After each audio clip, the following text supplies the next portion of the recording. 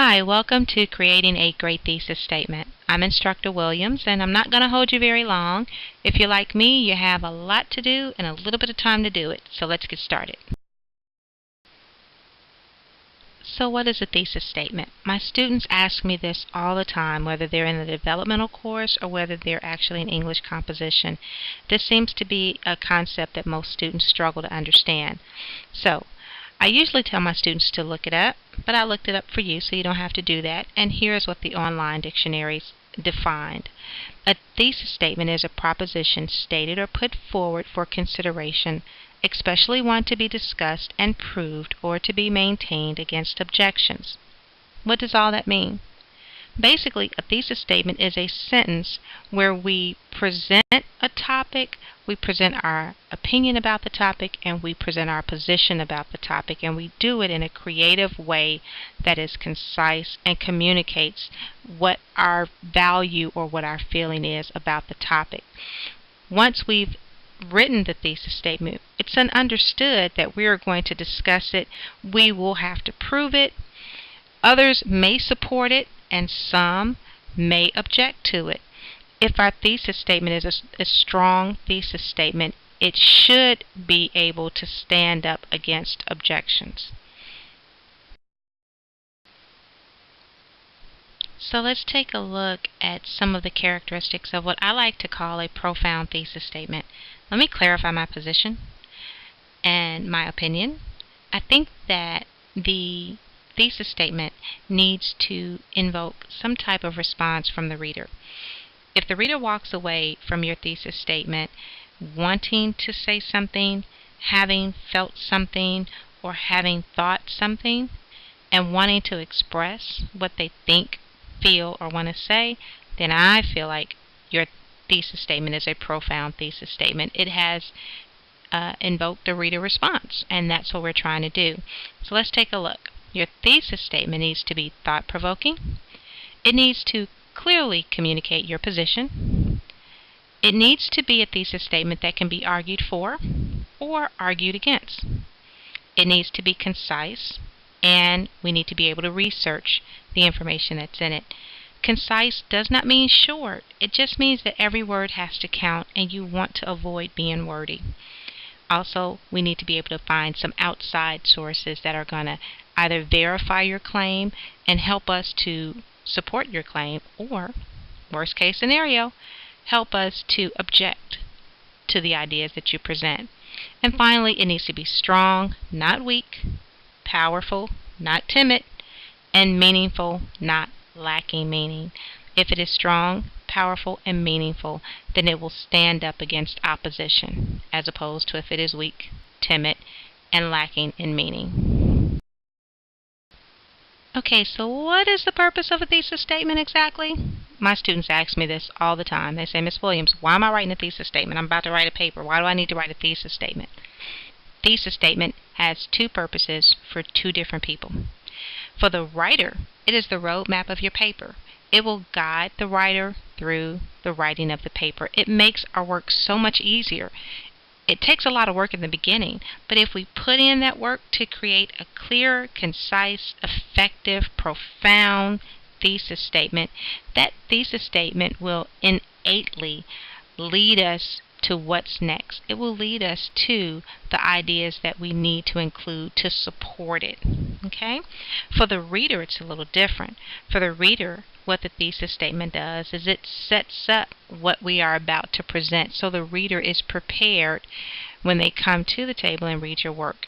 They can bring their personal preference, their personal experience, and their personal background knowledge to the page and use that as a guide to help them understand your position as presented in your work.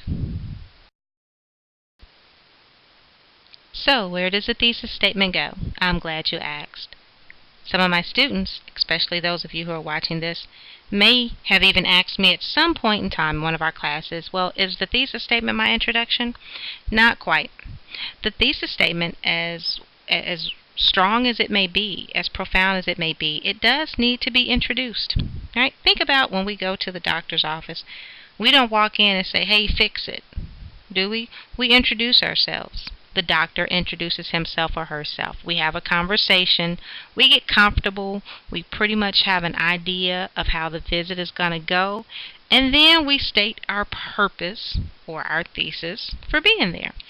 It's the same idea. The thesis statement needs that support, it needs that information, and as a writer, this is your opportunity to be creative and show off some skills, build up some excitement, get the reader engaged, get the reader interested, and then tell them exactly what your position is.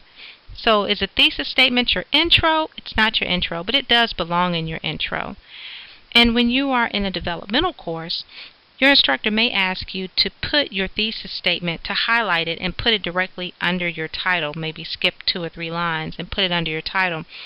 The purpose in that is, as instructors, we want to see the thesis statement that you've created, so we want to kind of evaluate your understanding and application of the thesis statement.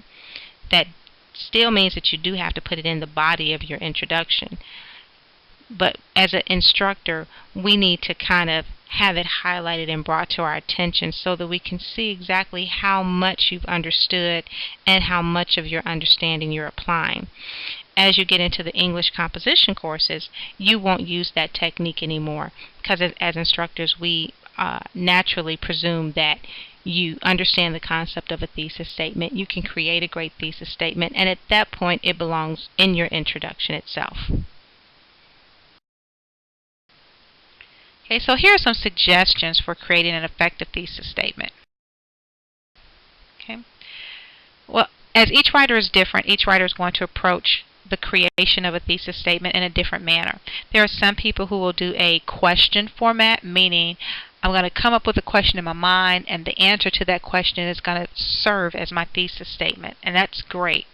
There are others who decide they're going to be given a topic, or once given a topic by their instructor, they're going to put the topic together with their opinion, and that's just fine too. They both work out great for a writer depending on the writer's style, the writer's preference, and where the writer is academically.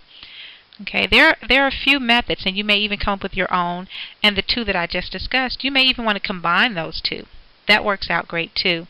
I've attached 3 clippings from YouTube that are really great.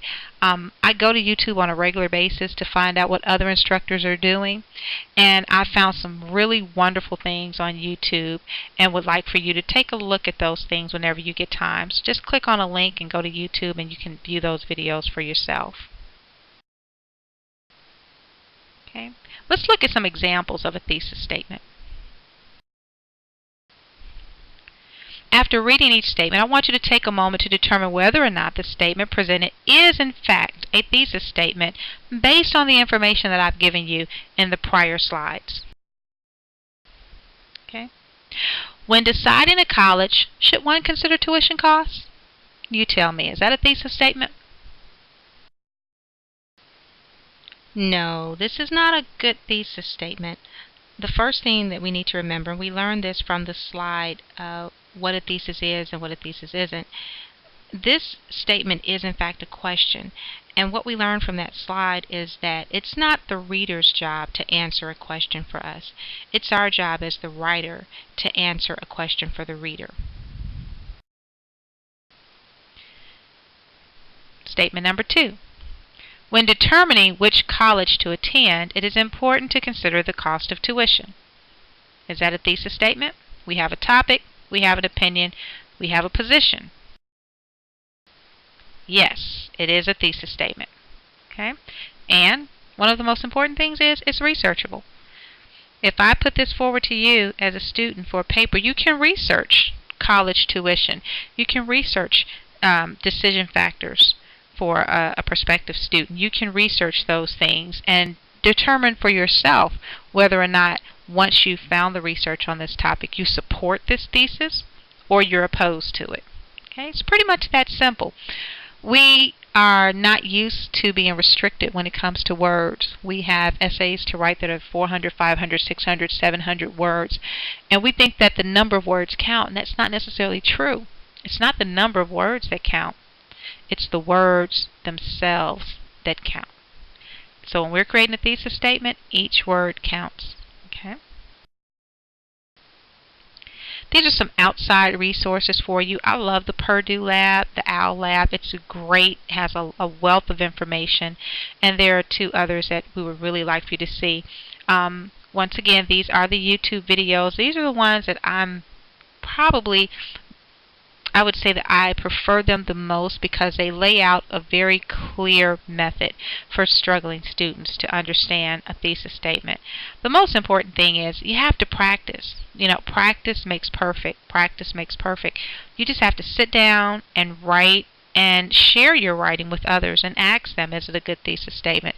Find out if what you write is interpreted the way that you meant for it to be interpreted as a writer.